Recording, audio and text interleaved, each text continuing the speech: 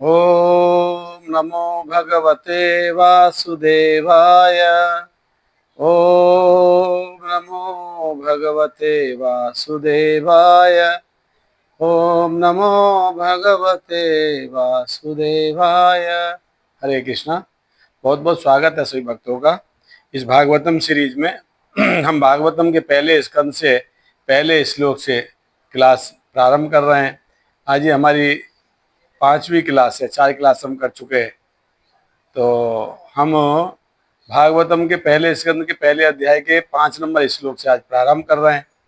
हमारा प्रयास है भागवतम कंप्लीट करने का। आप सभी का, वैष्णवों का आशीर्वाद चाहिए इसके लिए, और साथ ही साथ आप लोगों से इतना कोऑपरेशन चाहिए कि आप हमारे जो चैनल है इसको सब्सक्राइब करें और लाइक करें और इसको शेयर करें और इसका बेल आइकन को प्रेस करके, ताकि आपको नोटिफिकेशन समय से मिलता रहे, और अपने परिचित लोगों को भी इसके बारे में बताएं, ताकि हम भगवान की कथाओं का ज़्यादा से ज़्यादा भक्तों तक के कानों में पहुंचाने का हम प्रयास कर सके, सुना सके। तो भागवतम में पहले स्कंद के पहले अध्याय में 5 नंबर श्लोक में, इस अध्याय का नाम है मुनियों की जिज्ञासा। मुनि लोग जिज्ञासा करते हैं सूत गोस्वामी जी से। 5 नंबर श्लोक। तो एकदा तो मुनि है प्रातुर्हुत हुताग्रह सत्कृतम सूतमासीनम प्रपृच्छुर दमादरातः। तो एक दिन यज्ञ की अग्नि जलाकर अपने प्रातःकाल कृत्यों से निवृत्त होकर श्री सूत गोस्वामी को आदरपूर्वक आसन प्रदान करके ऋषियों ने सम्मान पूर्वक निम्नलिखित विषयों पर प्रश्न पूछे। तो ऋषि सूत गोस्वामी से प्रश्न कर रहे हैं निम्नलिखित विषयों पर। अभी यहाँ बताया जाएगा कौन कौन से विषयों पर। तो ये एक तरीका है व्यक्ति को भगवान के शुद्ध भक्तों की अगर दर्शन करने को अवसर प्राप्त होता है तो व्यक्ति को भगवान के भक्तों से भगवान की कथाओं को श्रवण करने का प्रयास करना चाहिए। जनरली जब किसी गृहस्थ को कोई सन्यासी मिलता है तो गृहस्थ की क्या प्रश्न रहता है? स्वामी जी बहुत कष्ट हैं, जरा बताइए हमारे कष्ट कब दूर होंगे, ऐसा पूछते हैं। या तो हमारे बच्चों को कब अच्छी शिक्षा मिलेगी, अच्छा जॉब मिलेगा, इस प्रकार से। यानी हमारा भौतिक जो लाभ है वो कब प्राप्त करेंगे हम, इस प्रकार से साधुओं को पूछते हैं। साधु को ये पूछने की आवश्यकता नहीं है। अगर किसी के जीवन में किसी साधु से संपर्क होता है तो भगवान की कथाओं को श्रवण करने का प्रयास करना चाहिए। साधु जो शुद्ध भक्त होते हैं, जब वो भगवान की कथाओं का उच्चारण करते हैं तो व्यक्ति का हृदय परिवर्तित हो जाता है। तो साधुओं से हमें भगवान की कथाओं का श्रवण करना चाहिए। तो यहाँ पे जब नेमी साइड में जो 18,000 ऋषि जो 1000 वर्ष तक चलने वाले यज्ञ का जो तैयारी कर रहे थे, उनका प्रावधान तैयार करने का, क्योंकि कलयुग आ रहा है और कलयुग में जन साधारण की सुरक्षा के लिए हमको क्या करना चाहिए, उनको कुछ पता नहीं था। तो क्या कर रहे थे? यज्ञ करने का प्रयास कर रहे थे। मगर जब सूत गोस्वामी में उनको मिले तो सूत गोस्वामी को आदर पूर्वक आसन में बिठाया और उनसे प्रश्न किए। अभी ये नैमिषारण्य के ऋषि प्रश्न कर रहे हैं, जिनमें शौनक जो ऋषि है वो मुख्य तौर पर शौनक ऋषि है और उनके साथ बहुत सारे ऋषि थे। तो अभी यहाँ पे 6 नंबर श्लोक हम ले रहे हैं, साथ में 5 के बाद 6 साथ में ले लेते हैं। तो ऋषि उचु, यानी ऋषियों ने कहा, त्वया खलु पुराणानि से इतिहासानि चानघ आख्यातानि अपि अधितानि धर्म शास्त्राणि यानुयुतः। उन्होंने कहा, हे पूज्य सूत गोस्वामी, आप समस्त प्रकार के पापों से पूर्णतः मुक्त हैं। आप धार्मिक जीवन के लिए विख्यात समस्त शास्त्रों एवं पुराणों के साथ साथ इतिहास में निपुण हैं, क्योंकि आपने समुचित निर्देशन में उन्हें पढ़ा है और उनकी व्याख्या भी की है। तो यह सूत गोस्वामी के विशेषताओं पर शौनक आदि ऋषि प्रकाश डाल रहे हैं, बता रहे हैं कि एक गुरु को क्या क्या योग्यताएं होनी चाहिए। तो पहले क्या कह रहे हैं?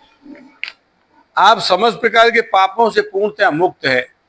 अगर कोई व्यक्ति पाप कार्यों से मुक्त नहीं हुआ है तो ऐसा व्यक्ति किसी दूसरे व्यक्ति को प्रवचन नहीं करना चाहिए। अगर आपका आचरण सही नहीं है तो आप प्रचार नहीं कर सकते। चैतन्य महाप्रभु ने कहा था कि आचरण और प्रचार दोनों होना चाहिए। आचार प्रचार, यानी आपके आचरण अच्छे हैं तो आप स्वतः ही आप आपके आचरण से प्रचार कर सकते हो, और अगर आप प्रचार कर रहे हो आचरण नहीं कर रहे हो तो उसका कोई प्रभाव दूसरे पे नहीं पड़ेगा। यानी एक गुरु का कार्य है कि अपने जीवन शैली से लोगों को सिखाए। जनरली लोग क्या करते हैं, लोगों दूसरों को प्रवचन तो करते हैं मगर अपने जीवन में नहीं उतारते, ये गलत है। अब कुछ लोग ऐसे होते हैं अपने जीवन में अच्छे से साधना कर रहे हैं, दूसरों को बताने का प्रयास नहीं करते, ये भी गलत है। आप अपने जीवन में अच्छी तरह से साधना कर रहे हो तो वो दूसरों को भी बताओ, वो भी उसका लाभ ले। और अगर आप दूसरों को बता रहे हो और स्वयं अपने जीवन में पालन नहीं कर रहे हो, ये भी गलत है। तो व्यक्ति का आचरण और प्रचार दोनों एक जैसा होना चाहिए। तो यहाँ पे कह रहे हैं सूत गोस्वामी गोस्वामी जी कि आप समस्त प्रकार के पापों से मुक्त हैं। तो जब तक कोई व्यक्ति पाप से रहित न हो उसको गुरु बनने का कोई अधिकार नहीं है। यहाँ पे एक ये बात। दूसरा कह रहे हैं आप धार्मिक जीवन के लिए विख्यात समस्त शास्त्रों और पुराणों के साथ इतिहास में निपुण हैं, आपने शास्त्रों का उचित अध्ययन किया है। तो अगर कोई व्यक्ति शास्त्रों का अध्ययन नहीं करता है, मनगढ़ंत रूप से कुछ भी बताता है, तो हो सकता है कुछ समय के लिए लोगों के हृदय पर प्रभाव डालेगा मगर वो लंबे समय तक नहीं चलेगा। इसलिए जब तक आप शास्त्रोचित बात नहीं करोगे तब तक लोगों के हृदय में परिवर्तन नहीं आ सकता। दूसरा और एक तीसरी बात बता रहे हैं, क्योंकि आपने समुचित निर्देशन में उन्हें पढ़ा है, समुचित निर्देशन में उन्हें पढ़ा है, इसलिए इन शास्त्रों को पढ़ने के लिए, गीता भागवतम को समझने के लिए आपको किसी के शरणागत होने की आवश्यकता है। कोई व्यक्ति कह सकता है मैंने गीता खरीद लिया, मैं गीता पढ़ के समझ जाऊंगा। नो, नेवर, कभी नहीं समझ सकते। गीता तब समझ सकते हो जब कोई ऐसा व्यक्ति जो गुरु परंपरा में आ रहा है, भगवान कृष्ण से ब्रह्मा जी, ब्रह्मा से नारद जी, नारद से व्यासदेव जी, इस प्रकार से चली आ रही गुरु शिष्य परंपरा में अगर कोई व्यक्ति आपको सिखाएगा तभी आप उसको समझ सकते हो, अदरवाइज नहीं समझ सकते। तो यहाँ कह रहे हैं आपने उचित निर्देशन में पढ़ा है, किसी के निर्देशन में पढ़ा है, किसी के अधीन रह के पढ़ा है। तो भक्ति करने के लिए, शास्त्रों को जानने के लिए किसी की अधीनता स्वीकारना परम आवश्यक है। अगर आप किसी की अधीनता नहीं स्वीकारोगे, स्वतंत्र रूप से कुछ भी करोगे, उत्पात है केवलम, आप केवल उत्पात मचा सकते हो, सिद्धांतों को प्रस्तुत नहीं कर सकते। तो ये कि यहाँ पे बात समझ में आती है। तो गुरु के कैसे, गुरु की क्या क्वालिटी बताई इस श्लोक में? 3 चीज बताई। पापों से रहित होना चाहिए, शास्त्रों ज्ञान होना चाहिए, और इस प्रकार से हमने देखा इस श्लोक में, 6 नंबर श्लोक में, कि गुरु की क्या क्वालिटी है। एक तो गुरु पाप रहित होना चाहिए, दूसरा शास्त्रों का अध्ययन करना चाहिए उसको, और किसी के निर्देशन में करना चाहिए उसका, यानी गुरु का भी कोई गुरु होना चाहिए। अगर कोई व्यक्ति गुरु बनना है, कथा कर रहा है और उसने किसी गुरु स्वीकार नहीं किया है तो व्यक्ति दूसरों को बेवकूफ ही बना रहा है। जब तक गुरु परंपरा में नहीं आएगा तब तक दूसरों को ज्ञान नहीं दे सकता। ठीक है, हरे कृष्णा। श्री प्रभुपाद की जय।